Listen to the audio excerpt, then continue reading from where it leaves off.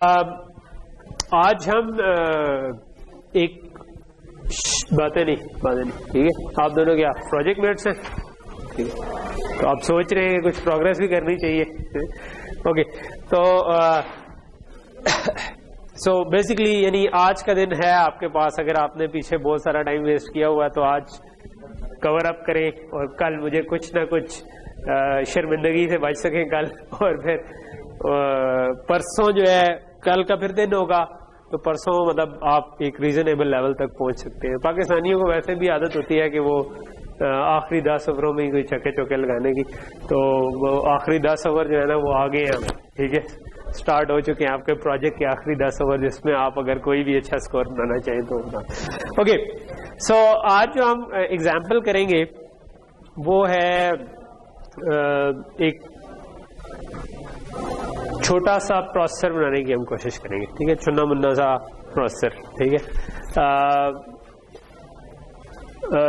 मकसद जो है नॉर्मली होता ये है कि जो लॉजिक डिजाइन का कोर्स है ना, अगर मैं कहूँ कि ये DLD का कोर्स है तो इससे एक दो वेरिएंट्स निकलते हैं। जब आप ये कर लेते हैं तो आप कैपेबल हो जाते हैं। एक कोर्स होता है डिजिटल सिस्टम डिजाइन, जो नॉर्मली हमारे यहाँ कोर्स वर्क फॉलो हो रहा है उसमें, और एक आपका हो जाता है कंप्यूटर आर्किटेक्चर, ठीक है। सो इसका प्री रेक चाहिए, ठीक है। दोनों बड़े इंपॉर्टेंट कोर्स हैं, ठीक। हो सकता है कंप्यूटर आर्किटेक्चर आप लोगों को एज एन इलेक्टिव, आप क्योंकि इलेक्ट्रिकल वाले CS वालों का तो कोर कोर्स होगा, लेकिन इलेक्ट्रिकल वालों को हो सकता है एज एन इलेक्टिव ऑफर हो, और अगर नहीं भी ऑफर होता तो आई वुड से कि ये जरूर कहीं से पढ़ लें, ठीक है, क्योंकि ये एक अच्छा कोर्स है टू हैव एन अंडरस्टैंडिंग के ओवरऑल प्रोसेसर्स कैसे बनते हैं, ठीक है। सो हम जो आज कर रहे हैं ना वो आप समझो कि इसका पहला लेक्चर होता है, ठीक है। हमने जितना कुछ कवर कर लिया वो डिजिटल सिस्टम डिजाइन का भी थोड़ा थोड़ा कंटेंट, यानी क्योंकि ओवरलैपिंग से होते हैं कि इसके शुरू के एक दो लेक्चर में हम शायद दोबारा वही चीज कर रहे हो जो कि हमने लॉजिक डिजाइन में वेरिलॉग और ये वाली सारी चीजें की हुई, ठीक है। और आर्किटेक्चर जो आज के और कल जो अगला लेक्चर होगा उसमें हम जो एग्जांपल करेंगे वो समझेंगे वो पहला लेक्चर होता है कंप्यूटर आर्किटेक्चर का, ठीक है। और उसके बाद फिर आप कंप्यूटर आर्किटेक्चर में फिर आर्किटेक्चर की पूरी दुनिया है कि किस तरह से प्रोसेसर्स के आर्किटेक्चर बनते हैं। आई वुड रिकमेंड कि अगर आप लोगों को इलेक्टिव ऑफर नहीं हो रहा कंप्यूटर आर्किटेक्चर का, तो स्टिल मैंने MS को एक पढ़ाया था, कंटेंट उसको ऑलमोस्ट वैसे ही है जो BS का है, ठीक है। तो वो मैंने अपलोड किया हुआ है, उसकी प्लेलिस्ट भी है पड़ी, ठीक है। तो आई वुड रिकमेंड कि अगर जो लोग आर्किटेक्चर की साइड पे थोड़े बहुत इंटरेस्ट रखते, जिनको लेट से आज और कल के लेक्चर में फील होता है कि कंप्यूटर आर्किटेक्चर और इंटरेस्ट करता है, तो वो उसको वैसे ही शौकिया देख सकते हैं, ठीक है, या किसी और यूनिवर्सिटी से देख लें, मतलब कोर्सेरा वगैरह पे भी पढ़े हुए कोर्सेज, ठीक है। तो लेकिन उसका कंटेंट रीजनेबली वही है, ठीक है। जो मैंने कोशिश की हुई है उसका कंटेंट वही रखे जो दुनिया भर में फॉलो हो रहा है कंप्यूटर आर्किटेक्चर का, ठीक है। तो वो आप इसके बाद उसको कंटिन्यू कर सकते हैं जब ये वाला खत्म हो जाए, ठीक है। तो यानी कि आज ये जो टॉपिक है ये प्रोबेबली हमारा लास्ट टॉपिक होगा, ठीक है। हमें ये वाला लेक्चर और मेरे ख्याल में नेक्स्ट लेक्चर इसमें लग जाएगा, और उसके बाद एक लेक्चर रह जाएगा, हो सकता है वो हम फिर रिव्यू टाइप का कोई लेक्चर रख लें जिसमें हम कोर्स पूरे कंटेंट को एक दफा देख लें, या हो सकता है कि हम एग्जाम्पल क्वेश्चंस ही कुछ कर लें फाइनल से पहले भी, ठीक। सो हम करना क्या चाह रहे हैं, हम एक बनाना चाह रहे हैं बिल्कुल सिंपल सा चुना मुन्ना सा प्रोसेसर बनाना चाह रहे हैं, ठीक है। सो आइडिया ये है कि आपको एक क्लियर हो जाए पिक्चर कि आप लोगों ने प्रोग्रामिंग का कोर्स पढ़ा हुआ है, आप प्रोग्राम लिखते रहिए, आपको पता है कि प्रोसेसर क्या होता है, लेकिन आपको वो दरमियान में लिंक थोड़ा सा क्लियर हो जाए, ठीक है। बिल्कुल सिंपल सी एग्जांपल्स ले करके आपको ये क्लियर हो जाए कि अच्छा जब आपने अक्सर लफ्ज सुना होगा assembler, linker, compiler, machine code, assembly language, ठीक है। लेकिन उनका मतलब एटलीस्ट मेरे साथ ये था जब मैं पढ़ा था कि हम ये सुनते थे लेकिन मुझे उनका वो रिलेशन क्लियर नहीं हो पाता था। जब मैंने फर्स्ट टाइम किसी ने सिंगल साइकिल प्रोसेसर इस किस्म का बनाया जिस तरह का हम बनाने लगे इंशाल्लाह, तो तब मतलब वो कहते हैं ना दिमाग की बत्ती एक दफा जल गई कि यार ठीक है कि वो ये लिंक था कि आप लॉजिक डिजाइन के कंपोनेंट से जोड़ के इस तरह से सिंपल सा प्रोसेसर बना सकते हैं। It's not that big a deal जितना मैं समझ रहा था कि कोई बहुत कॉम्प्लेक्स चीज होगी, ठीक है। तो वो मतलब मेरे लिए बड़ा फैसिनेटिंग था ये एक्सपीरियंस। और उसके बाद ऑब्वियसली कहानी यहाँ से स्टार्ट होती है और कंप्यूटर आर्किटेक्चर की फिर पूरी दुनिया है, ऑपरेटिंग सिस्टम की एक दुनिया है जिसमें आप मजीद लिंक्स एस्टेब्लिश करके समझते हैं कि पूरा प्रोसेस कैसे चल रहा है। तो स्टार्ट करते हैं। प्रोसेसर क्या होता है? आपने प्रोसेसर काफी दफा सुना होगा। क्या होता है जी प्रोसेसर? डाटा को प्रोसेस करता है। कहां कहां पे प्रोसेसर एग्जिस्ट करता होगा आपके ख्याल में? कंप्यूटर में कहीं पे प्रोसेसर होता होगा, क्योंकि सीपीयू हम जिसको कहते हैं सेंट्रल प्रोसेसिंग यूनिट। तो कंप्यूटर एक्चुअली सिंपल प्रोसेसर जो होता है हम उसी को ही एक्चुअली कंप्यूटर कह रहे होते हैं। बाकी जो इर्द गिर्द की चीजें हैं ना, मेमोरी, हार्ड डिस्क, वो उसी को सपोर्टिंग रोल प्ले कर रही है। जो मेन इसका ब्रेन है जो कि सारा काम कर रहा है वो प्रोसेसर है। ठीक है, आपके स्मार्टफोन जो है ये खुद एक कंप्यूटर ही है। ठीक है, इसको आप कह सकते हैं कि एक कंप्यूटर है, इसकी इनपुट डिवाइस और आउटपुट डिवाइस इसकी स्क्रीन है, यानी कि मैं इसकी इसी के ऊपर कीबोर्ड आ जाता है, यही डिस्प्ले भी है। लेकिन इसके बैक एंड पे आर्म का प्रोसेसर चल रहा है। ठीक है, जो कि प्रोसेसर के ऊपर कोई कोड चल रहा है। ठीक है, इसके ऊपर भी जिस तरह नॉर्मल इसके ऊपर विंडोज चलती है, विंडोज फोन में विंडोज ही चल रही होती है। अगर एंड्रॉयड फोन है तो एंड्रॉयड लाइनक्स एक ऑपरेटिंग सिस्टम है, उसी का वेरिएंट है, यानी कि उसी को यूज करके मॉडिफाई किया हुआ, लेकिन वो खुद एक ऑपरेटिंग सिस्टम बन गया हुआ, तो वही चल रहा है। उसी तरह प्रोग्राम उसके ऊपर रन होते हैं। ठीक, तो प्रोसेसर जो है वो आजकल हर जगह पर ही होता है। मे बी इस मल्टीमीडिया में भी होगा और हो सकता है एयर कंडीशनर के अंदर भी हो कि कब ऑन करना है कब ऑफ करना है, कोई छोटा सा माइक्रो कंट्रोलर टाइप का प्रोसेसर लगाया हो। ठीक, और गाड़ियों में होता है। ठीक है, आप कभी किसी मैकेनिक के पास जाए तो वो कहेगा कि इसका कंप्यूटर खराब हो गया। ठीक है, अगर आप गाड़ी कभी ठीक कराने गए तो शायद आपने ये टर्म सुनी होगी जी, इसका कंप्यूटर खराब हो गया। सो वो एक्चुअली ठीक बात कर रहा होता है मैकेनिक जब वो कहता है कि इसका कंप्यूटर खराब हो गया। वाकई अक्सर गाड़ियों में आपके एक कंट्रोलिंग के लिए प्रोसेसर लगे होते हैं। ठीक है, जो कि कई चीजों को कंट्रोल कर रहे होते हैं, और आप उनमें से किसी में खराबी हो जाए तो फिर प्रॉब्लम आ सकती है। और जो ज्यादा हाई एंड गाड़ियां हैं उनके अंदर तो थोड़ा सा मतलब ज्यादा समझे कि डिस्प्ले के लिए हो सकता है अलग से एक प्रोसेसर लगाओ और कई काम करने के लिए एक से ज्यादा चीजें लगी। सो प्रोसेसर इज द बेसिक चीज जिसके ऊपर आप कोई प्रोग्राम चला सकते हैं। ठीक है, तो वो आपका उसके बिल्कुल सिंपल से वेरिएंट भी होते हैं। ठीक है, जो माइक्रो कंट्रोलर्स की फॉर्म में छोटे होते हैं, जिनमें आप उसके एडेड फंक्शनैलिटी डाल देते हैं कुछ ना कुछ, और वो प्रोसेसिंग कैपेबिलिटी जिनकी थोड़ी कम होती है। जो हमारे लैपटॉप्स में होते हैं वो अमूमन थोड़े हाई एंड प्रोसेसर होते हैं। ठीक है, जिसमें आप ज्यादा कॉम्प्लेक्स काम भी कर सकते हैं। तो हम अभी जो प्रोसेसर बनाना चाह रहे हैं वो बिल्कुल सिंपल सा है, जिसका मेन मकसद है कि हम एक ओवरऑल प्रोसेस को समझ लें कि लॉजिक डिजाइन के जो हमने कंपोनेंट यूज बनाए हैं उनसे यूज करते करते एक छोटा सा प्रोसेसर कैसे बनाया जा सकता है। ठीक, अच्छा, हम जो प्रोसेसर बनाना चाह रहे हैं ना, वो प्रोसेसर जो है ना वो एक सेट ऑफ इंस्ट्रक्शंस को सपोर्ट करता है। इन दी एंड जब मैं अगर किसी लैपटॉप के ऊपर जो आपका मेन प्रोसेसर है ना वो जो चीजें चला सकता है ना, वो कुछ फाइल्स हैं जो कि जिनको हम कहते हैं एक्जी फाइल्स। ठीक है, आपने सुना होगा नाम एक्जी फाइल। आपने प्रोग्रामिंग की हुई है, तो जब आप प्रोग्राम बनाते हैं तो आपकी आउटपुट असल में एक एक्जी फाइल होती है। ठीक है, जब आप विजुअल स्टूडियो में लेट से बना रहे हैं तो आप कंट्रोल F5 करते हैं। ठीक है, तो कंट्रोल F5 करते हैं तो जो भी आपने कोड लिखा था वो बिल्ड होकर एग्जीक्यूटेबल एक बनती है और वो एग्जीक्यूटेबल चलना शुरू हो जाती है। ठीक है, अगर आपने कंसोल एप्लीकेशन बनाई है तो वो ब्लैक स्क्रीन आपके सामने आ जाएगी और उसके ऊपर आप सी आउट करके इनपुट ले रहे हो। लेकिन इवेंट होता क्या है, उसके पीछे एक आपकी एग्जीक्यूटेबल फाइल बनती। कोई भी चीज जो प्रोसेसर के ऊपर रन होनी है वो इन दी एंड एग्जीक्यूटेबल फॉर्मेट में होनी चाहिए। इनको हम कहते हैं कि ये मशीन कोड की फॉर्म में। ठीक है, मशीन कोड का क्या मतलब है? वो लैंग्वेज जो नीचे हार्डवेयर समझ सकता है। ठीक है, वो चीज जो कि हार्डवेयर को आप बता दें तो वो कर सके। हार्डवेयर इवेंचुअली बड़े सिंपल काम कर रहा होता है। वो सिंपल से काम से क्या मुराद है? वो दो नंबर्स को ऐड कर सकता है, वो मल्टीप्लाई कर सकता है, एंड कर सकता है, नैंड कर सकता है, इस किस्म के काम कर सकता है। एक सीरीज ऑफ इंस्ट्रक्शन चला सकता है, ब्रांच कर सकता है, जो हम इफ एल्स लिखते हैं उसमें ब्रांच कर सकता है, ठीक है। तो डिफरेंट ये छोटे छोटे से ना 10-12 काम है जिनके वेरिएंट से सारे प्रोसेसर बने होते हैं, ठीक है। इवन आप एक कॉम्प्लेक्स चीज भी अगर कर रहे हो, मतलब आप लेट से कोई मूवी देखने बैठे, ठीक है, सो मूवी में भी कोई फाइल हो जिसकी .avi या .mp4 एक्सटेंशन की एक मूवी फाइल आपके पास पड़ी है, आप उसको डबल क्लिक करते हैं जब, तो मूवी चलना शुरू हो जाती है।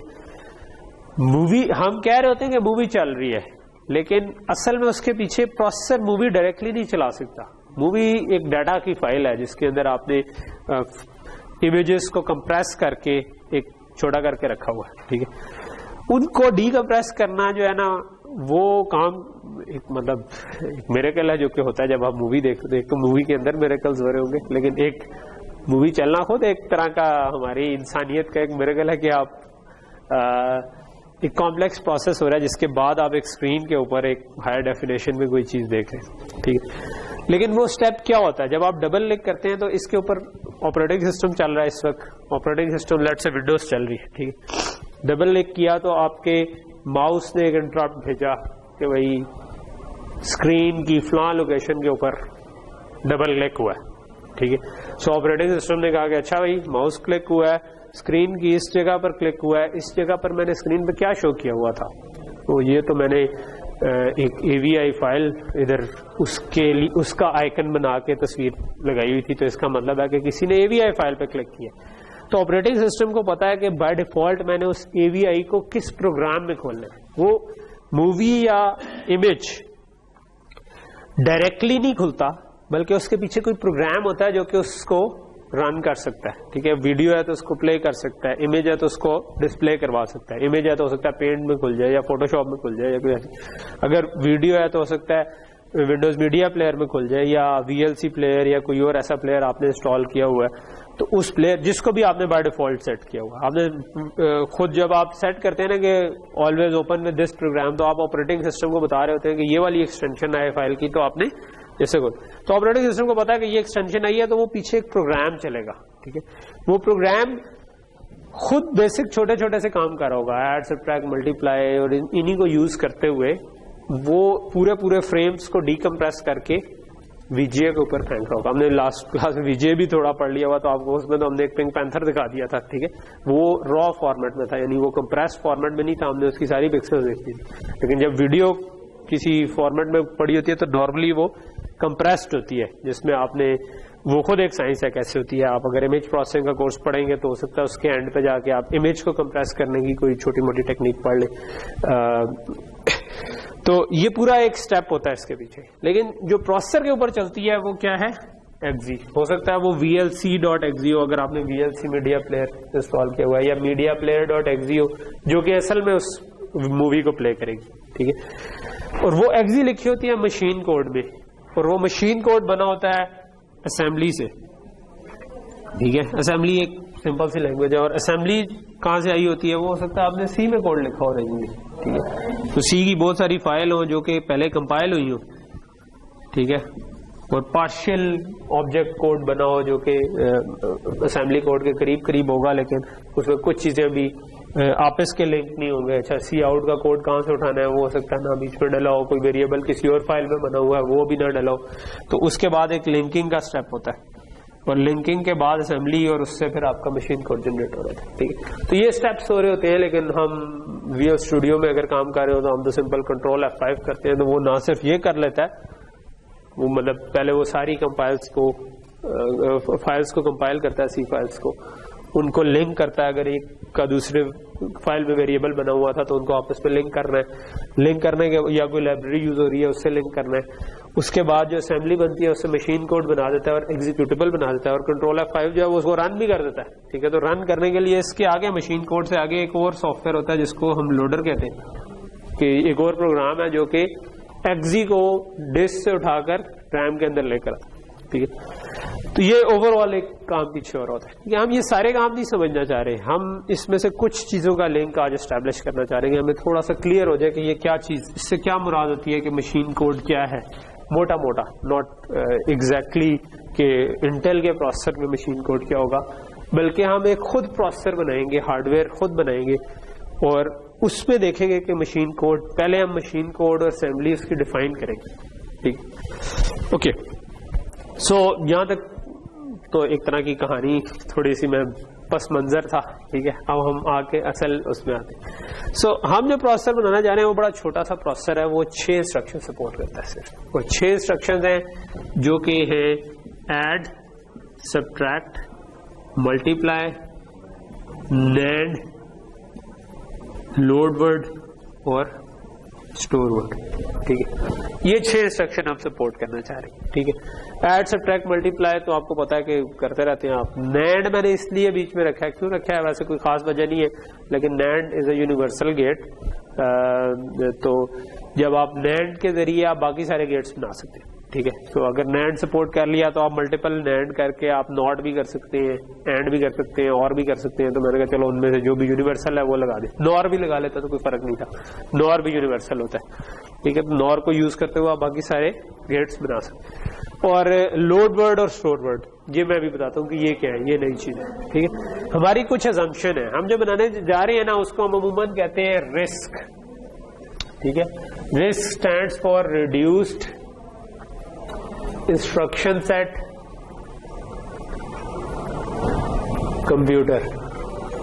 ठीक है, सो वैसे तो आपको नाम से लग रहा होगा जिसकी बहुत कम इंस्ट्रक्शंस हो, रिड्यूस्ड इंस्ट्रक्शन सेट, छोटा सा इंस्ट्रक्शन सेट हो, तो हम उसको कहते हैं रिस्क। ठीक है, लेकिन ओवर ईयर्स समझे कि जो रिस्क थे वो भी कॉम्प्लेक्स होते गए, और जो कॉम्प्लेक्स ज्यादा थे वो जरा सिंपल होते गए। ठीक है, सो अब इनके रिस्क, और दूसरा एक और होता है सिस्क, जिसको हम कहते हैं CISC, सिस्क, कॉम्प्लेक्स, रिड्यूस के बजाय कॉम्प्लेक्स कहते हैं, कॉम्प्लेक्स इंस्ट्रक्शन सेट। सो लेकिन इनके दरमियान बाउंड्री जो है ना वो किसी हद तक ब्लर्ड अब होती जा रही है कि कौन सा रिस्क है कौन सा सिस्क है।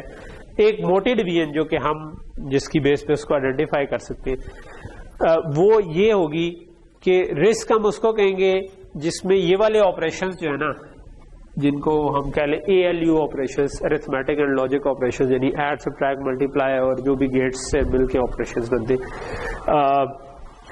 वो मेमोरी के ऊपर नहीं हो सकेंगे, वो रेज फाइल में होंगे। यानी कि आपके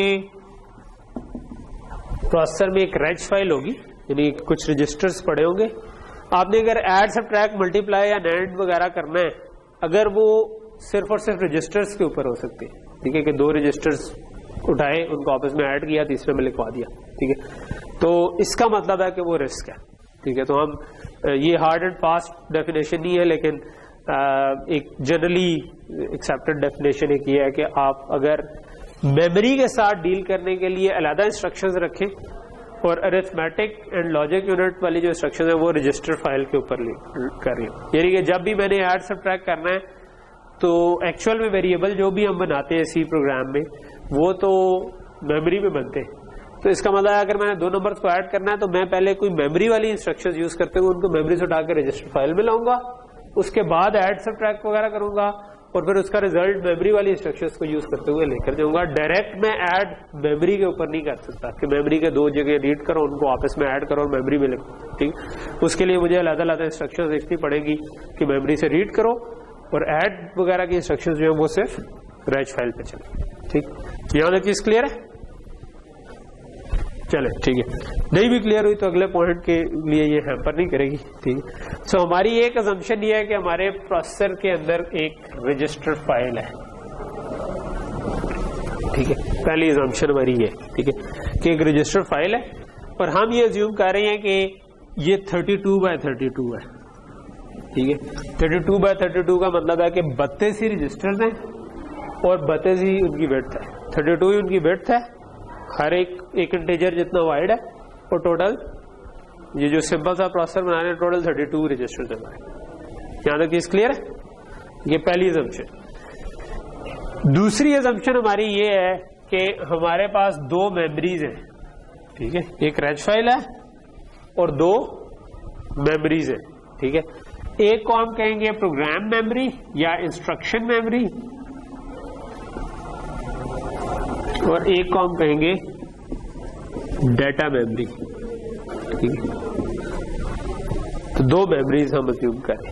ठीक है, सो हमारी assumption ये है कि जो भी वेरिएबल्स वगैरह हम जिस तरह सी में डिक्लेयर करते हैं, बाकी एरेज और ये चीजें, वो अगर है ना कोई, तो वो डाटा मेमोरी में होंगे, ठीक है। और जो हमारा प्रोग्राम है, जो कोड लिखा होता है हमने, जो उसको एक्सेस कर रहा होता है कि भाई 2 नंबर्स को ऐड करो, ऐड की इंस्ट्रक्शन पीछे या सब्ट्रैक्ट वगैरह की, वो प्रोग्राम मेमोरी में पड़ी होंगी, ठीक है। अभी हम इनका लिंक आहिस्ता आहिस्ता बनाएंगे अगर आप साथ साथ सही तरह फॉलो करते हैं, ठीक। तो यहाँ तक चीज समझ आ गई, ठीक। प्रैक्टिकली आपने देखा हो अगर लैपटॉप में या कंप्यूटर में आपने अपनी रैम कभी रिप्लेस की हो, तो वो तो एक ही रैम होती है, ठीक है, एक ही रैम होती है, या अगर मल्टीपल रैम्स भी लगाएं तो वो एक ही बड़ी सी मेमोरी कंसिडर होती है, ठीक है। तो फिर मैं इधर 2 क्यों लगा रहा हूं? ये वैसे गलत असम्पशन नहीं है कि ये 2 हो, एक्चुअली प्रोसेसर के अंदर वो बैक एंड पे रैम तो एक ही होती है, लेकिन प्रोसेसर के अंदर ऐसी कुछ थोड़ी सी छोटी मेमोरीज लगी होती है जिनको हम कैश मेमोरी कहते हैं, और वो प्रोग्राम और डाटा के लिए अलग अलग ही होती है, ठीक है। यानी कि इंस्ट्रक्शन अलग पड़ी होती है, डाटा अलग पड़ा होता है। इसका एक फायदा रहता है, इसका फायदा ये रहता है कि एट द सेम टाइम आप इंस्ट्रक्शन भी फैच कर सकते हैं और डाटा भी रीड कर सकते हैं। अगर एक ही मेमोरी लगा दें तो आप जब डाटा रीड करने लगे तो आप कहेंगे इंस्ट्रक्शन भाई रुक जाओ थोड़ी देर, और अगर इंस्ट्रक्शन फैच करनी होगी तो डाटा को कहेंगे भाई 1 मिनट समय। तो ये वो कॉन्फ्लिक्ट अवॉइड करने के लिए अगर ये 2 लगा लें तो it makes good design sense, ठीक है। सो ये वाली जो मेमोरीज है ना, ये फिलहाल हम आप अज्यूम कर लो कि जिस तरह हमने ब्लॉक रैम पढ़ी थी ना, कि काइंड ऑफ एक बड़ी सी रैच फाइल ही हमने कहा था कि उसको हम विजुअलाइज कर लें, तो ये उस किस्म की मेमोरी है, ठीक है। कि ये वही address, write enable, data in, data out, ये इनके सिग्नल्स हैं, ठीक है। और वो डुअल पोर्ट नहीं, सिंगल पोर्ट ही फिलहाल समझिए, ठीक है, क्योंकि हमें इसकी एक पोर्ट ही चाहिए। तो यहां तक चीज क्लियर है? अच्छा ओके, सो ये भी बात क्लियर होगी कि प्रोग्राम इधर पड़ा होगा, डाटा इधर पड़ा होगा, और जब भी कोई काम करना होगा हम डाटा को पहले रैच फाइल में लाएंगे, उस पर ऑपरेट करेंगे और वापस डाटा को मेमोरी में लिखवा देंगे। अच्छा, कैसे करेंगे? उसके लिए हमारा टूल है ये इंस्ट्रक्शंस, ठीक है। अच्छा, ये इंस्ट्रक्शंस क्या कर रही है? ये जो इंस्ट्रक्शंस है ना हमारी, इनमें ये चारों तकरीबन एक ही तरह की है, ठीक है। इनका फॉर्मेट क्या है? इनका फॉर्मेट ये है कि मैं लेट से कहता हूं ऐड R1 R2 R3, ठीक। सो इसका क्या मतलब है? इसका मतलब ये है कि ये जो रजिस्टर्स है ना, ये मेरे पास टोटल कितने 32, तो ये 0 1 से लेकर 31 तक टोटल रजिस्टर्स बन जाएंगे। तो मेरे रजिस्टर्स जो है ना वो R0 से लेकर R31 तक है। सो अगर मैंने लिखा है ना ऐड R1 R2 R3, तो इसका मतलब है R1 is equal to R2 plus R3, ठीक है। इन अदर वर्ड्स, ये अगर 1 है, ये 2 है, ये 3 है, तो 2 और 3 को रीड करो, उनको आपस में ऐड करो, उसका रिजल्ट वापस 1 में लिखवा दो, ठीक। बात समझ आ रही? तो सिंपल सी है कि इस तरह से हम इंस्ट्रक्शन दे सकते हैं। ये 1 2 और 3 जो है ना, ये कोई भी नंबर हो सकता है, फ्रॉम R0 से लेकर R31 तक कोई भी मैं 2 रजिस्टर्स उठा सकता हूँ, उनको आपस में ऐड कर सकता हूँ और उनको वापस लिखवा सकता हूँ, ठीक है। तो ये हम सपोर्ट करना चाहते हैं। अभी हमने हार्डवेयर डिजाइन नहीं किया इसका, अभी हम हार्डवेयर डिजाइन बाद में करेंगे, लेकिन हम ये सपोर्ट करना चाहते हैं कि हमारा जो भी प्रोसेसर का डिजाइन बने इवेंचुअली, वो कोई से 2 रजिस्टर्स को रीड कर सकता हो, उनको आपस में ऐड कर सकता हो, उसका रिजल्ट एक तीसरे रजिस्टर में लिखवा सकता हूँ, या उन्हीं में से भी कोई हो सकता है कि ये यहाँ पर R1 भी कर सकता हूँ कि R1 को R1 भी ऐड करो और R1 भी वापस सेव करा दो। मतलब कोई भी आपके इन तीनों जगहों पर R0 से लेकर R31 तक कोई भी नंबर आ सकता है। और सबट्रैक्ट का भी बिल्कुल यही तरीका है, ठीक है, यही फॉर्मेट है। मल्टीप्लाई का भी यही फॉर्मेट है और नैंड का भी यही फॉर्मेट है, ठीक है। नैंड से मेरी मुराद है इस जगह पर बिट वाइज नैंड, ठीक है। बिट वाइज नैंड का मतलब है कि अगर ये मैंने लिखा है ना, ये आपका R2 है अगर, और ये R3 है, ठीक है, तो इसकी पहली बिट से नैंड हो जाए और उसका रिजल्ट R1 की पहली बिट में लिखवाया जाए, ठीक है। दूसरी बिट जो है वो दूसरी बिट से नैंड हो जाए और वो दूसरी बिट में लिखवाया जाए, एंड इस तरह के मेरे 32 नैंड गेट हैं, ठीक है। तो मैं नैंड से ये मुराद ले रहा हूँ कि ये बिट वाइज नैंड का है, ठीक। सो यहां तक चीज क्लियर होगी, ठीक। लेकिन इन दी एंड इन चारों में क्या हो रहा है कि हम 2 रजिस्टर्स लेते हैं, उन पे कोई ऑपरेशन करते हैं और तीसरे के ऊपर लिखवा देते हैं, ठीक है। वो ऑपरेशन जो हो सकते हैं वो इन चारों में से कोई एक ऑपरेशन हो सकता है। यहां तक चीज समझ आ गई कि हम अपने प्रोसेसर में ये जो 4 इंस्ट्रक्शन सपोर्ट करते हैं, ठीक। ये 4 इंस्ट्रक्शंस हैं जो हम किसी भी रजिस्टर्स के ऊपर काम करने के लिए सपोर्ट करें। और ये जो 2 इंस्ट्रक्शन है ना, लोड और स्टोर, ठीक है। LW का मतलब है लोड वर्ड, SW को हम कह रहे हैं स्टोर वर्ड, ठीक है। वर्ड क्योंकि 32 बिट का वर्ड अमूमन हम लेते हैं तो हम इसलिए इसको लोड वर्ड और स्टोर वर्ड कह रहे हैं। लोड वर्ड और स्टोर वर्ड क्या करती हैं, ये मेमोरी से रजिस्टर में लाने और रजिस्टर से मेमोरी में ले जाने के लिए इस्तेमाल होती है, ठीक है। सो लोड वर्ड जो है वो क्या करेगी, वो मेमोरी से रीड करेगी और रजिस्टर में लोड कर देगी वैल्यू, ठीक है। और स्टोर वर्ड क्या करेगी, वो रजिस्टर से रीड करेगी और मेमोरी में स्टोर करवा देगी, ठीक है। सो हम लोड जब कह रहे होते हैं तो हमारा मकसद होता है कि रजिस्टर्स में लोड कर लो, और स्टोर जब करवा रहे होते हैं तो हमारा मकसद होता है कि मेमोरी में जाके स्टोर करवा दो, ठीक। तो इनको किस तरह से हम डिफाइन करते हैं, इसमें हम लेट्स से इसकी बड़ी सिंपल सी फॉर्म रखते हैं कि मैं अगर R1 और इधर एड्रेस एक बता दूं, ठीक है। तो इसका मतलब है कि मैं इस वाले मेमोरी एड्रेस से पढ़ूं, ठीक है। एड्रेस जो है ये कोई भी नंबर होगा 0 से लेकर जितनी भी आपकी मेमोरी की डेप्थ है, ठीक है। लेट्स से मैं कहता हूं 100, तो मेमोरी के 100 एड्रेस से पढ़ो और वहां पर जो भी डेटा पड़ा हुआ है वो लोड करके R1 में लिखवा दो, ठीक है। तो वो R1 रजिस्टर पे जाकर लिखवाया जाएगा, ठीक है। अगेन ये रजिस्टर भी कोई भी हो सकता है R0 से लेकर R31 तक, और ये एड्रेस भी कुछ भी हो सकता है 0 से लेकर जितनी भी मेमोरी की आपकी डेप्थ है उसका टोटल लोकेशन, उनमें से कुछ भी हो सकता है। तो इन अदर वर्ड आप लोड वर्ड के जरिए मेमोरी की किसी भी लोकेशन से उठाकर किसी भी रजिस्टर के ऊपर लिखवा सकते हैं, ठीक है। यहां तक चीज क्लियर होगी, ओके। स्टोर वर्ड इसका ऑपोजिट है। स्टोर वर्ड में आप किसी भी रजिस्टर से उठाएंगे और किसी भी मेमोरी एड्रेस पर लिखवाएंगे, यानी डायरेक्शन चेंज होगी। लोड वर्ड जो है वो मेमोरी टू रजिस्टर है, store word from register to memory. चीजें वही चाहिए, कोई एक रजिस्टर बताना है, एक एड्रेस बताना है।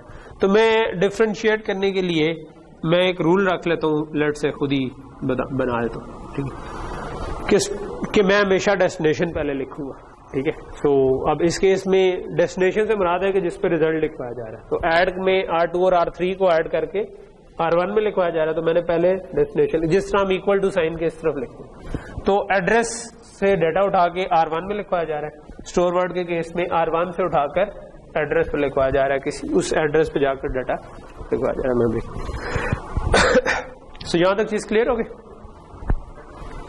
ये जो हमने इंस्ट्रक्शंस देखी है ना, इस तरह की इंस्ट्रक्शन जिसने भी प्रोसेसर डिजाइन करना होता है वो अपने प्रोसेसर के लिए डिफाइन करता है, और इनको हम कहते हैं असेंबली इंस्ट्रक्शंस, ठीक है। इनको हम कहते हैं असेंबली इंस्ट्रक्शंस, ठीक। तो पहली चीज आपका पहला जो पॉइंट क्लियर हो जाना चाहिए आपको, वो स्टेज हो जाना चाहिए कि असेंबली इंस्ट्रक्शंस जो होती है, और किसी और प्रोसेसर की आप असेंबली पढ़ेंगे तो उसने भी इसी तरह, इधर हमने बहुत 6-7 बनाई है, उसने 30-32 बना दी होंगी, 35-40 बना दी होंगी, लेकिन वो इस तरह की असेंबली इंस्ट्रक्शन होगी। तो असेंबली सीखना इतना मुश्किल काम नहीं होता, क्योंकि 35-40 इंस्ट्रक्शन है वो आप सीख लेते और वो आपको समझ आ जाती। लेकिन बड़ा कोड लिखना असेंबली में मुश्किल हो जाता है, क्योंकि अगर आपने कोई कॉम्प्लेक्स काम करना है वहां पर फिर C या जावा या कोई हायर लैंग्वेज ज्यादा आसान रहती है, और आप उसको कन्वर्ट कर ले कोई सॉफ्टवेयर असेंबली में तो आपके लिए ज्यादा आसान रहता है। अगर वो सारा काम आप असेंबली में लिख रहे हो तो आपको हो सकता है कि कई hundreds of thousands lines of code लिखना पड़ जाए, जबकि आप वो अगर C में लिख लेंगे तो हो सकता है कि वो छोटा कोड लिखना।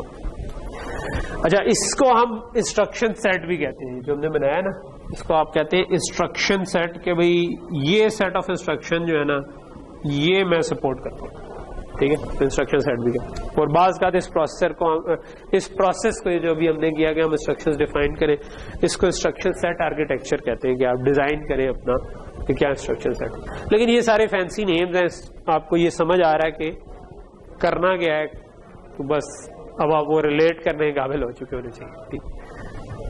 Okay, before we go further, let's do an example. ठीक है। बिल्कुल सिंपल सी एग्जांपल करते हैं। लेट्स से कि मेरे पास इनको मैं मिटा दूं या लगा रहने देता हूं, कोई बात आपको ज़हन में, ताकि ये पिक्चर ज़हन में रहे कि एक प्रोग्राम मेमोरी है, एक डाटा मेमोरी है और एक। लेट्स से कि मेरे पास एक सी में मैंने स्टेटमेंट लिखी a is equal to b plus C into D, ठीक। तो मैंने लेट से कि ये पहले से वेरिएबल डिक्लेयर किए हुए थे, ठीक है, और मैंने उसके बाद स्टेटमेंट लिखी कि a is equal to b plus C into D, ठीक। और लेट से कि जब भी हम सी में कोई वेरिएबल डिक्लेयर करते हैं तो वो कहाँ पर बनता है, उसके लिए जगह कहाँ पर एलोकेट होती है, मेमोरी में, ठीक है। तो वो हमारे केस में वो मेमोरी डाटा मेमोरी है, ठीक। सो मैं कहता हूँ कि इसमें जो हमारे पास एड्रेस 0 है, 1 है, 2 है और 3 है।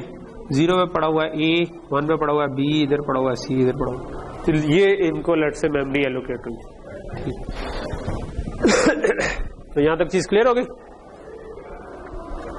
अब ये जो काम करना है ना मैंने, ये जो C का ये लाइन ऑफ कोड थी, इसकी असेंबली क्या बनेगी ये आप लोगों ने मुझे बताना है, ठीक है।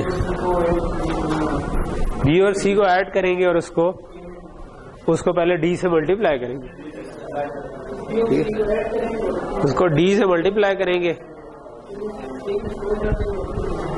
सो मैंने आपको बताया था कि वेरिएबल रैम में पड़े हुए हैं, डाटा मेमोरी में पड़े हुए हैं, और ऐड मल्टीप्लाई आप रेज फाइल में कर सकते हैं, ठीक है।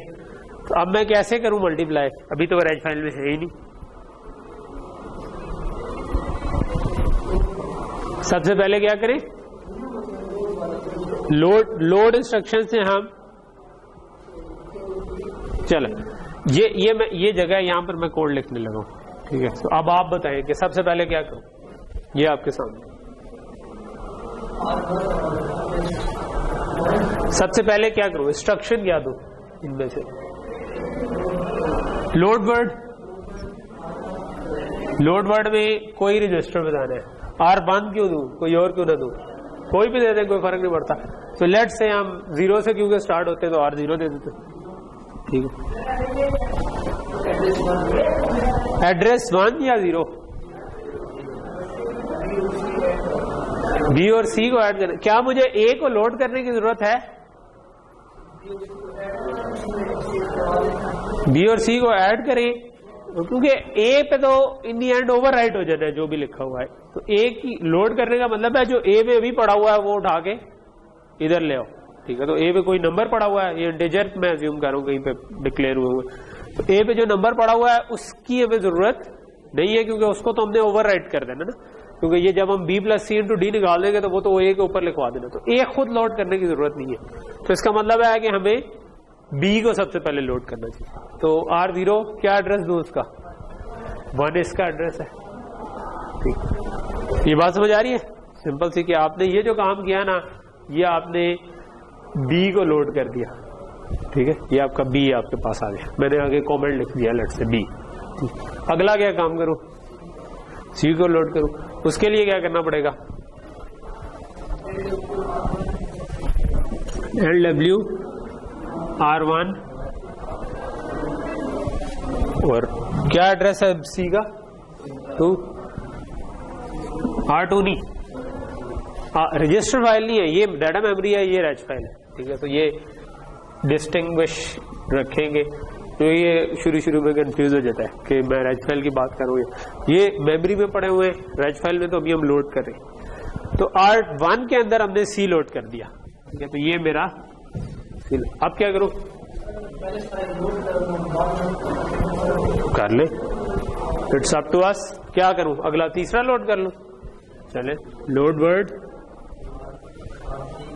R2 यूज कर लेते हैं क्योंकि 2 खाली है, उस पर क्या करूं, 3 से लोड कर लूं, तो ये मेरा D भी लोड हो गया। अब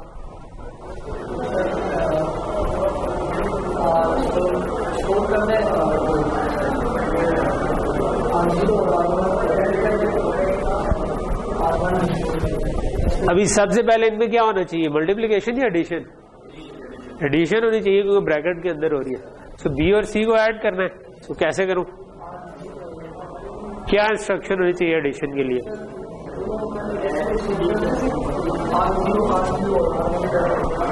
जिधर मर्जी, अभी तो हमारे 32 के 32 रजिस्टर फारग हैं, ठीक है, स्पेस इज आवर्स, ठीक है, जिधर मर्जी करेंगे क्योंकि बहुत छोटा प्रोग्राम है, बड़े प्रोग्राम में हमारे पास रजिस्टर्स कम पड़ते। तो क्या इंस्ट्रक्शन कौन सी होनी चाहिए? अब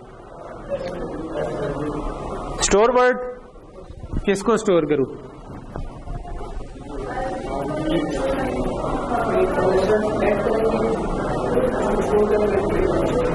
स्टोर का मतलब है रजिस्टर से उठा के मेमोरी पे लिखवा दो।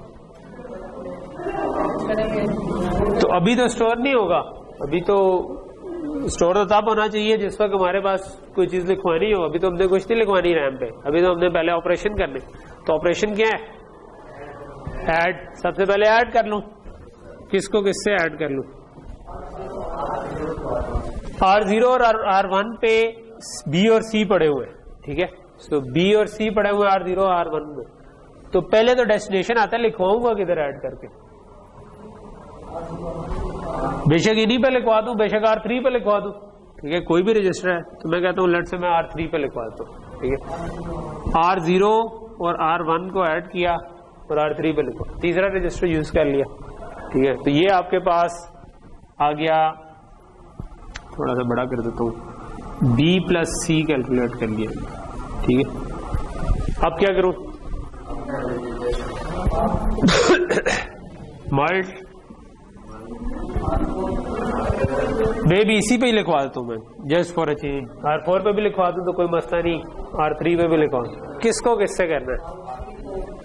R3 B प्लस C है, इसको मल्टीप्लाई करना है with D which is in R2, ठीक है। ये आपकी इंस्ट्रक्शन, ये आपके पास B plus C into D आ गया। अब क्या करूं? अब किसको किधर स्टोर करूं? स्टोर में पहले मैंने कहा कि मेमोरी एड्रेस होना चाहिए। क्या मेमोरी एड्रेस हो? 0 मेमोरी एड्रेस हो और R3, ठीक है। तो ये आपने A को स्टोर करवा दिया, ठीक है। ये हमारी इंस्ट्रक्शन जो एक C में एक लाइन ऑफ कोड था जिसमें हम मल्टीपल काम कर रहे थे, उसको जब हम असेंबली में लेकर जाएंगे तो वो इस किस्म की चीज बन जाएगी, ठीक है। तो दिस इज असेंबली कोड, ठीक है। तो अब आपको थोड़ा सा वो एक लिंक इस्टेब्लिश हो जाना चाहिए दिमाग में कि असेंबली कोड क्या होता है, इस किस्म की कोई चीज होती है, ठीक है, जो हमारे प्रोसेसर के लिए इस तरह लिखा हुआ। कोई और प्रोसेसर भी देखेंगे तो उसमें भी इससे मिलता जुलता ही होगा, ठीक है। उसकी असेंबली आप पढ़ ले जाके, जो भी प्रोसेसर बनाने वाला है उसने असेंबली का मैनुअल उसका कोई दिया होगा, ठीक है। आप उसको जाके सर्च करें और आपने कोई भी काम करना है, आप उसके लिए खुद से कोड अगर लिखना हो तो आप असेंबली में लिख सकते हैं। लेकिन मोस्ट प्रॉब्ली उसने आपको फर्दर टूल दिए होंगे कि भाई आप बजाय असेंबली में लिखने के आप सी में ही लिख लें, मैं खुद ही ये काम आपके लिए कर दूँ, ठीक है। तो वो आपको कन्वर्ट कर देंगे। तो यहां तक चीज क्लियर हो गई? ओके, सो मुबारक हो, आप पहली लेवल पे पहुंच गए, लेवल 1 के। आपने एक लिंक एस्टेब्लिश कर लिया कि एक छोटी सी प्रोसेसर की एक छोटी सी असेंबली।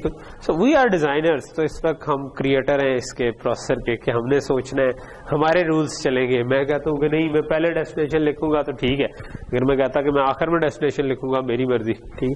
सो ये अब हम क्योंकि खुद डिफाइन कर रहे हैं, मेरी अपनी असेंबली है, मैं कहता हूँ नहीं मैंने ये नहीं सपोर्ट करना, मैं कुछ और सपोर्ट करना, कर दे, ठीक है। सो बिकॉज हम हार्डवेयर से इस वक्त क्रिएशन के प्रोसेस में।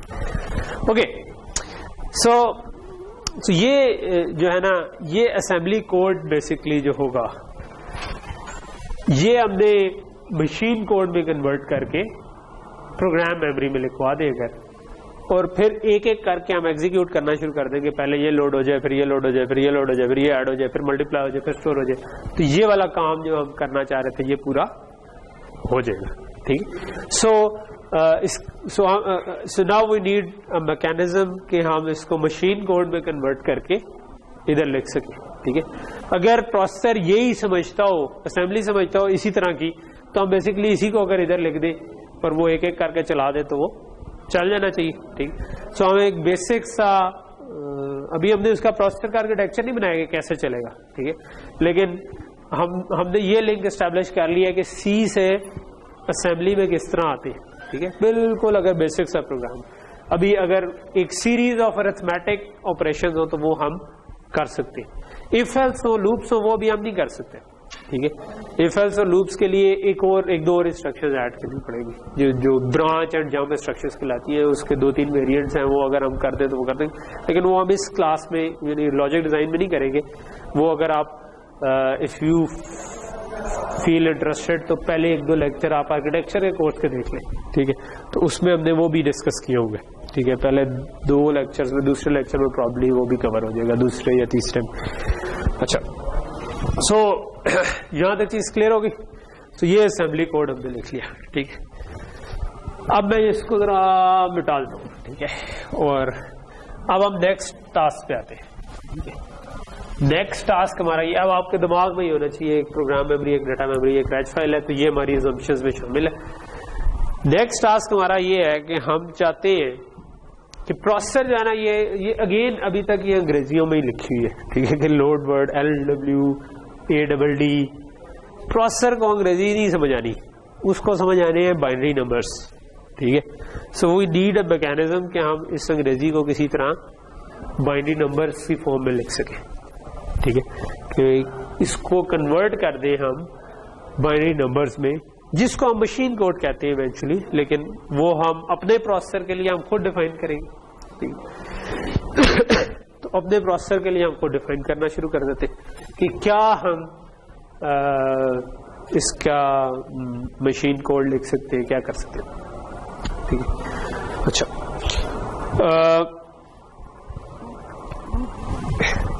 सो हमें कोई मैकेनिज्म चाहिए इन सारी इंस्ट्रक्शंस को किसी तरह मशीन कोड में कन्वर्ट करने का।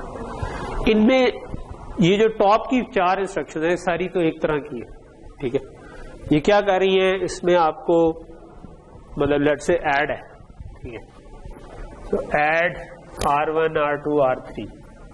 सो पहले आप बता रहे हो काम क्या करना है और फिर आप 3 रजिस्टर बता देते हो, ठीक है।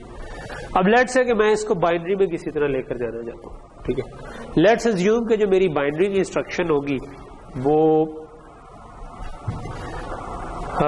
32 बिट की होगी, ठीक है। कि मैं कहता हूँ कि यार मेरा पूरा जो प्रोसेसर है ना वो 32 बिट का डाटा पाता है, उसकी डाटा मेमोरी भी 32 बिट की है, प्रोग्राम मेमोरी भी 32 बिट की है, रैच फाइल भी 32 बिट की है, तो 32 बिट की इंस्ट्रक्शन हम बना लेते हैं, ठीक। सो अब मेरे पास 32 बिट्स हैं जिसमें मैंने किसी तरह ये इंस्ट्रक्शंस को बताना है कि पता चल जाए कि कौन सी इंस्ट्रक्शन है, ठीक है। सो पहली चीज है कि मुझे पहले पता चल जाए कि इनमें से कौन सी इंस्ट्रक्शन है, ठीक है। तो इसको बाइनरी में कन्वर्ट करना बड़ा आसान है। मैं खुद इनको कोई नंबर दे देता हूँ, ठीक है। मैं कहता हूँ कि यार ऐड के लिए ना मैं 0 नंबर असाइन कर देता हूँ, सब्ट्रैक्ट के लिए 1, मल्टीप्लाई के लिए 2, नेट के लिए 3, लोड वर्ड के लिए 4, स्टोर वर्ड के लिए 5, ठीक है। सो इस नंबर के लिए अगर मैंने एक हिस्सा मुख्तस करना होगा जो बताएगा कि इंस्ट्रक्शन क्या आ रही है, ठीक है, तो कितनी बिट्स चाहिए होंगी?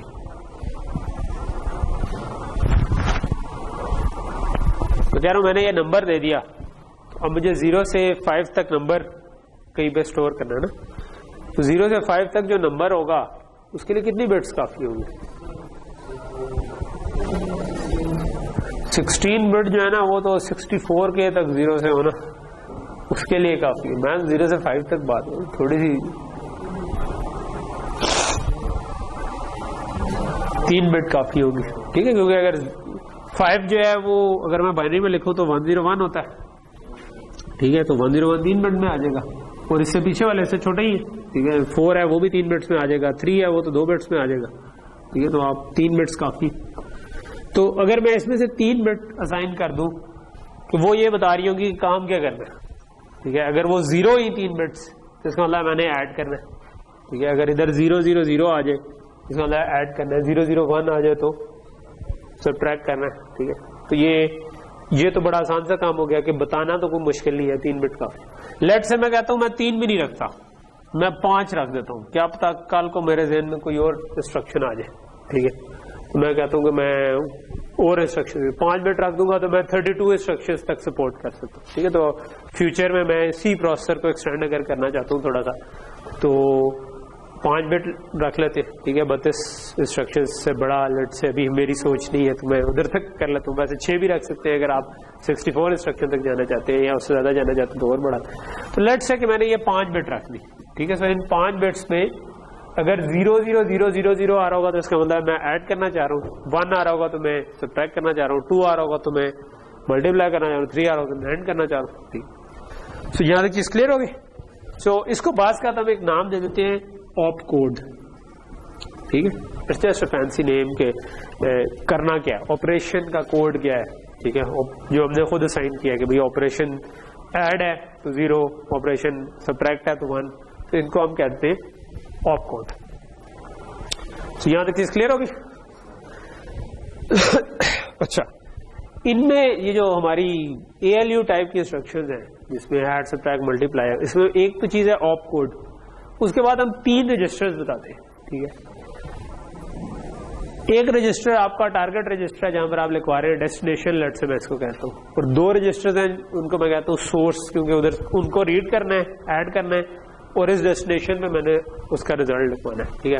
मंजिल इसकी जो है ना R1 है और इसका जो सोर्स है वो R2 और R3 है जहां से आपने एक्सेल में नंबर रीड करना। तो इसके लिए मुझे कितनी बिट्स चाहिए, जो डेस्टिनेशन है, डेस्टिनेशन रजिस्टर है, इसके लिए मुझे कितनी बिट्स चाहिए?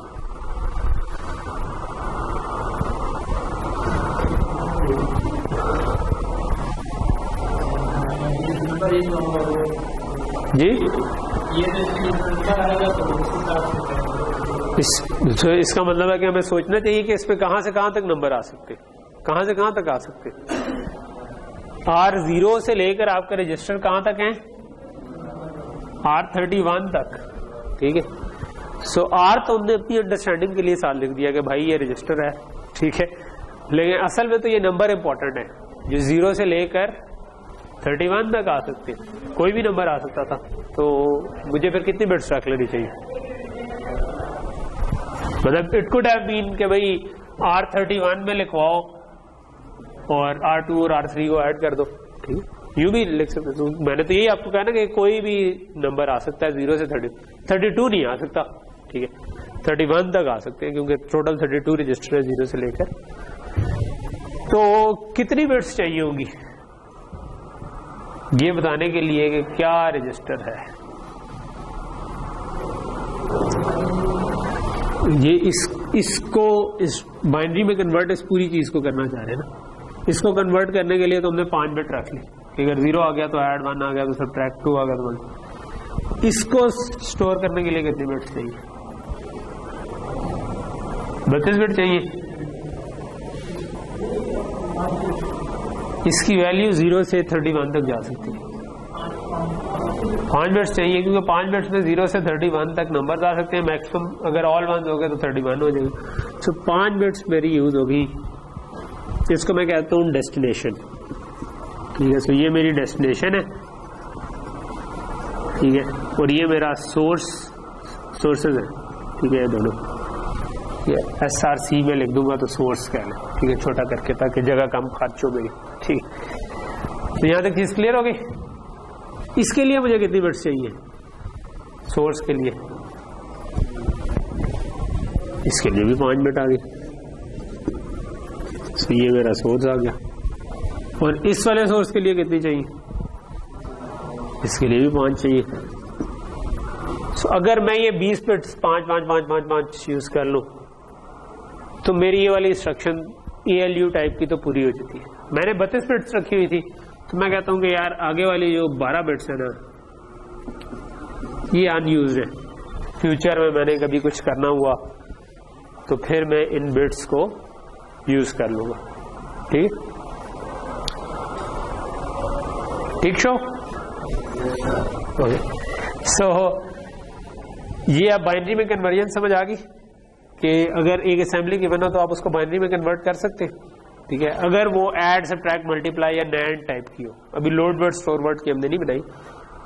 लोड वर्ड स्टोर वर्ड का ऑप कोड तो हमने साइन कर दिया है लेकिन आगे वाली बात नहीं की। ठीक है। तो पहली 4 टाइप की जो इंस्ट्रक्शंस है ना, उनका तो हमने एक फॉर्मेट सा डिफाइन कर दिया, ठीक है। सो मैं इधर की जगह खाली कर लेता हूं, मैं इधर यही वाला फॉर्मेट बना लेता हूं कि हमने कहा कि ऑपकोड डेस्ट सोर्स 1 सोर्स 2 और फिर उसके बाद अनयूज्ड कि जो हमने इस्तेमाल ही नहीं की, ठीक है। बाकी ये 5 बिट है, ये 5 बिट है, ये 5 बिट है, ये 5 बिट है और ये 12 बिट है, मिला के ये 32 बिट पूरी बन जाए, ठीक है। सो अब मैं इसको बता देता हूं, ये मेरा फॉर्मेट हो गया फॉर, इसको मैं ALU इंस्ट्रक्शंस कह रहा हूँ, अरिथमेटिक एंड लॉजिक यूनिट कहते हैं इसको, जो कि ये वाला ऐड सब्ट्रैक्ट मल्टीप्लाई वगैरह कर रहा हूँ, ठीक है। अच्छा, अब मेरी 2 तरह की इंस्ट्रक्शन रहेगी, लोड वर्ड और स्टोर वर्ड, ठीक है। What about load word? Load word का फॉर्मेट है कि भाई मैं पहले रजिस्टर बताता हूं, उसके बाद एड्रेस बता देता हूं।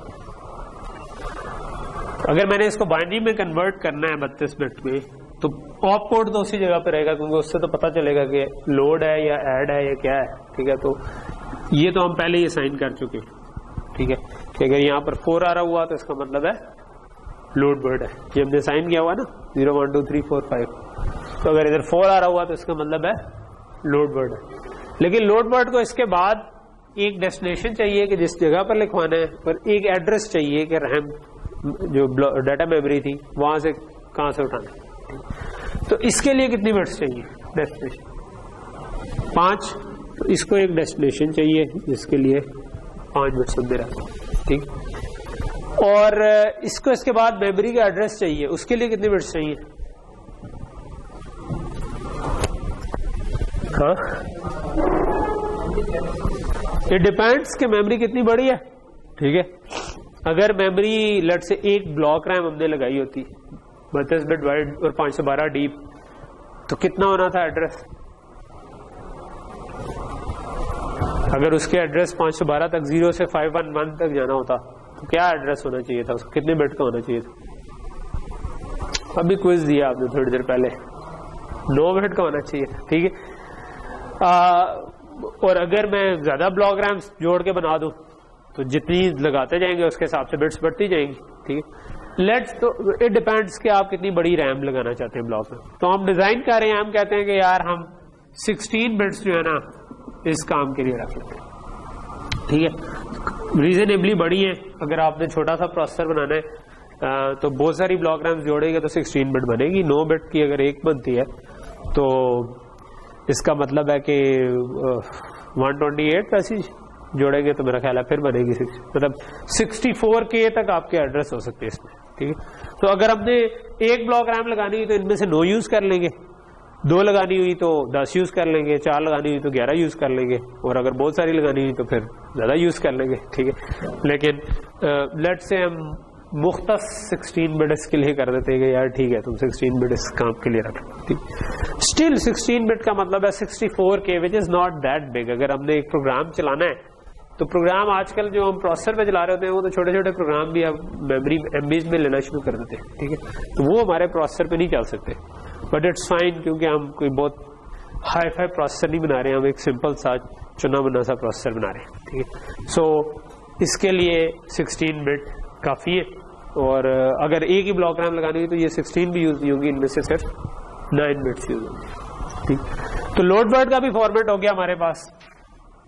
सो मैं इधर इसको लिख देता हूँ load word, op code, destination, और फिर 16 बिट जो है आपकी वो एड्रेस की होगी, ठीक है। सो ये 5 बिट और ये 16 बिट, तो ये 26 बन गई, और बाकी कितनी रह गई? 6 रह गई। ये 6 जो है ना ये अनयूज्ड है, ठीक ठीक।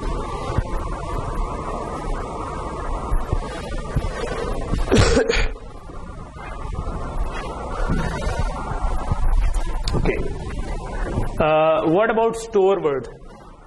स्टोर वर्ड में क्या होता है कि आपके पास एक एड्रेस है और एक रजिस्टर है, तो उसके लिए क्या बनाए?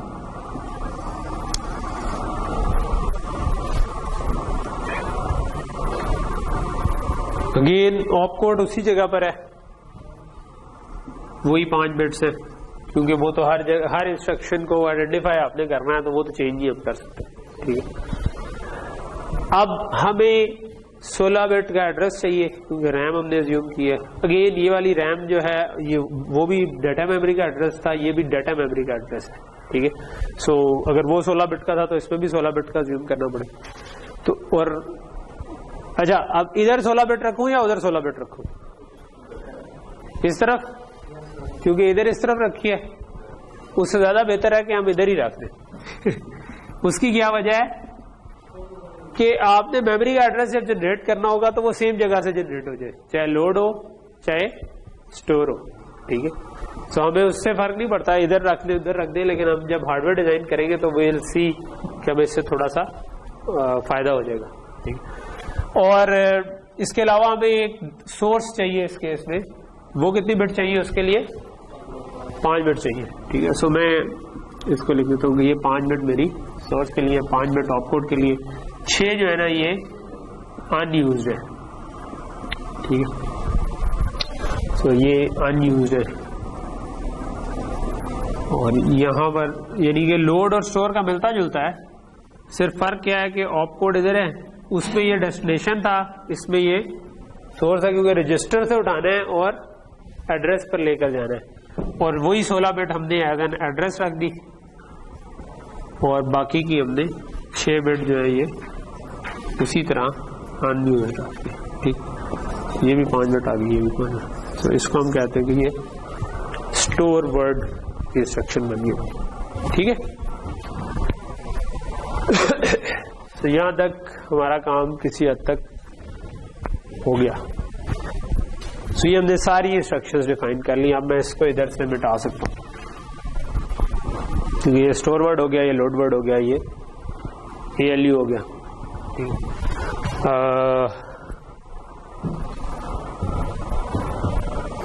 Okay, before we go further हम एक छोटी सी एक्सरसाइज और कर लेते हैं, ताकि हमें जरा सा सही तरह से क्लियर हो जाए कि हमें चीज समझ आई भी है कि नहीं।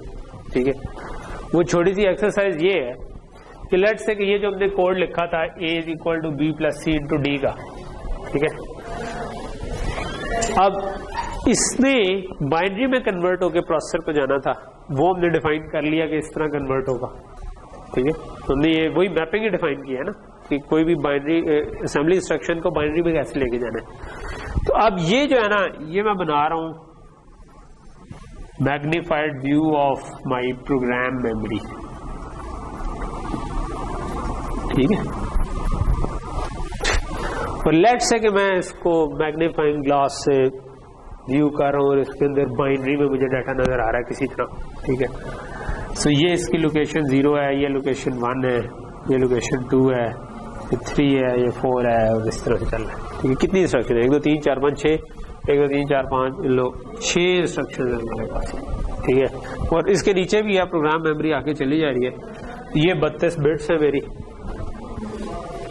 और इनके ऊपर मैं अब बाइनरी में इंस्ट्रक्शन लिखना चाहता हूँ। ये और यही वाली इंस्ट्रक्शन, यही जो प्रोग्राम मैंने लिखा था, यही लिखना चाहता हूँ। तो इसको अगर मैंने कन्वर्ट करना है बाइनरी में, तो कैसे कन्वर्ट होगा, ये अब आप बताएं जरा।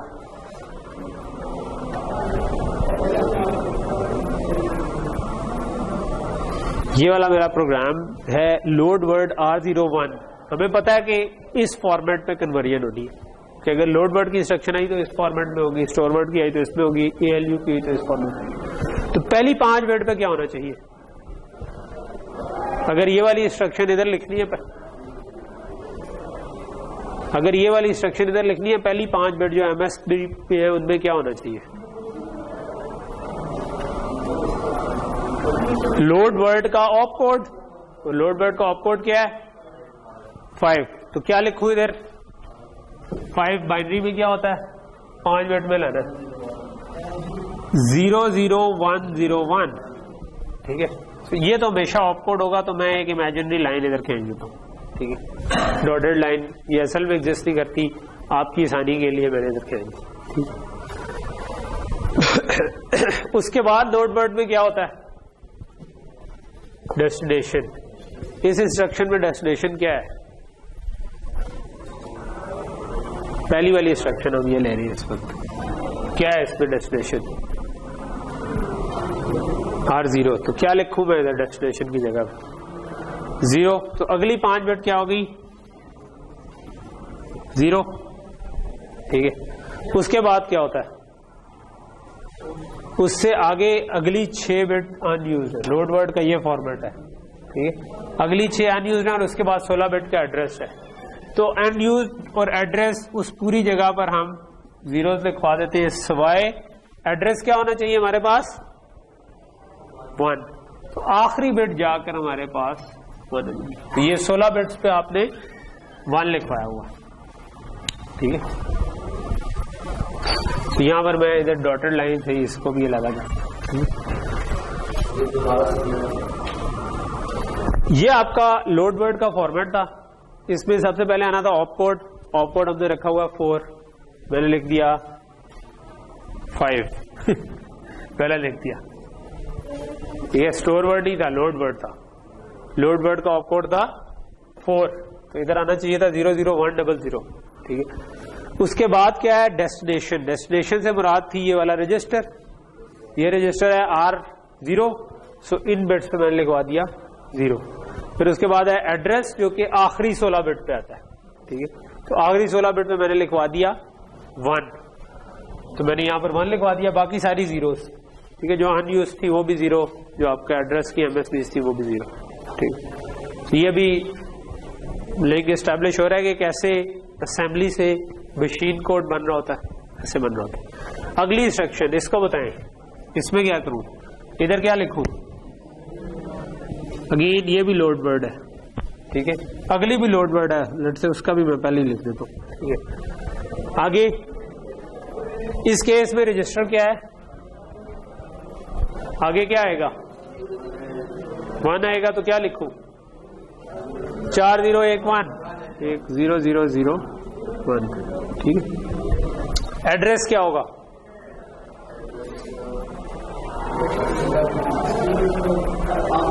आखिर में 10 आएगा। कुछ अनयूज बिट्स हैं वो भी 0 कर देते हैं और आखिर में मेरे पास 10 आ जाती है, ठीक है।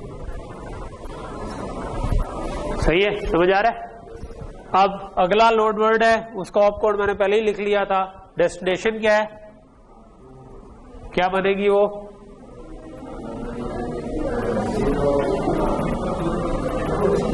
2 है, तो बाइनरी में क्या बनेगा 00, 3 zeros और फिर 10, 5 बिट है टोटल, ठीक है। और इधर क्या बनेगा एड्रेस, आखिर में 11 आ जाएगा, सो इस जगह में 11 इज 3 और इसके आगे बहुत सारे जीरोस आपके पास आ, ठीक।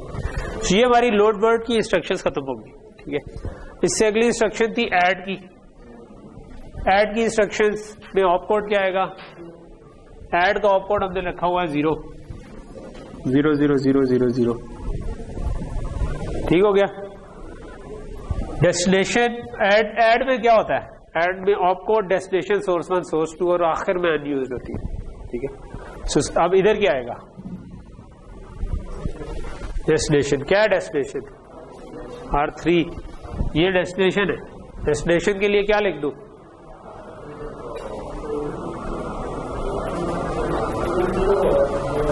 00011, ठीक है। बाइनरी में 3 ये होता है। इससे आगे क्या लिखूं, अगली 5 बिट में क्या होगा सोर्स 1, फिर अगली 5 बिट में क्या होगा सोर्स 2, उसके आगे वाली जो है वो अनयूज्ड है सारी, ठीक है। सो सोर्स 1 क्या है, पहला सोर्स क्या है 0 और दूसरा 1, तो क्या लिख दूं 000000001, ठीक है। ये नजर आ रहा है, ये 1 है, ठीक है। ओके, अगली इंस्ट्रक्शन क्या है, इससे आगे सारे 0 हो गए, अनयूज्ड 12 जीरोस, और ये 0 0 0, ये इसकी डायनामिक्स जरा सही नहीं है, ये जो छोटा सा नजर आ रहा है इसमें 12 है, ठीक है। ओके, अगली कौन सी थी? मल्टीप्लिकेशन। क्या करूं? ऑपकोड क्या है? Same format. तो ऑपकोड क्या है? ऑपकोड होगा 2 0 0 0 1 0, ठीक है। फिर क्या है? R3। R3 को क्या लिखूं? 0 0 0 1 1। फिर क्या है?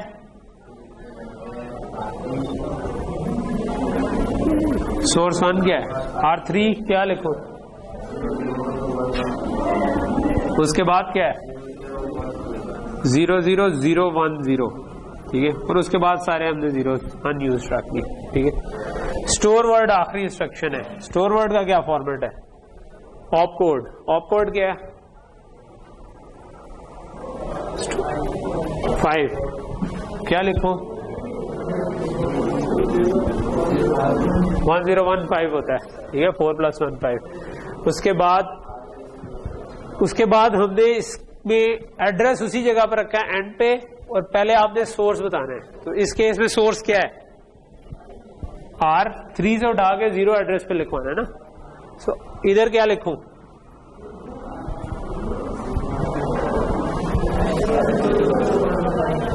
इधर R3 की जगह आपने 3 लिखना है ना।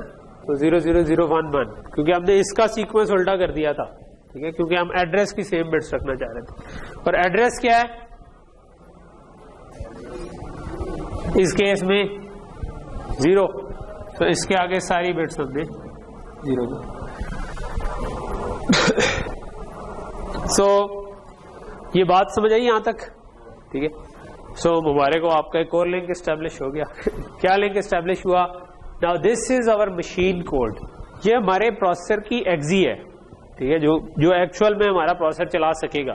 अभी हमने प्रोसेसर डिजाइन नहीं किया, लेकिन हमारा प्रोसेसर इस कोड को चला पाना चाहिए। हमने प्रोसेसर इस तरह से डिजाइन करना है कि उसको ये अंग्रेजी तो ना समझ आए, लेकिन उसको ये वाला मशीन कोड समझ आ जाए, इसको वो चला दे, ठीक है। अगर प्रोग्राम मेमोरी में ये चीज लिखी हुई हो तो वो इस सारी की सारी इंस्ट्रक्शंस को एग्जीक्यूट कर सके एक एक करके, ठीक है।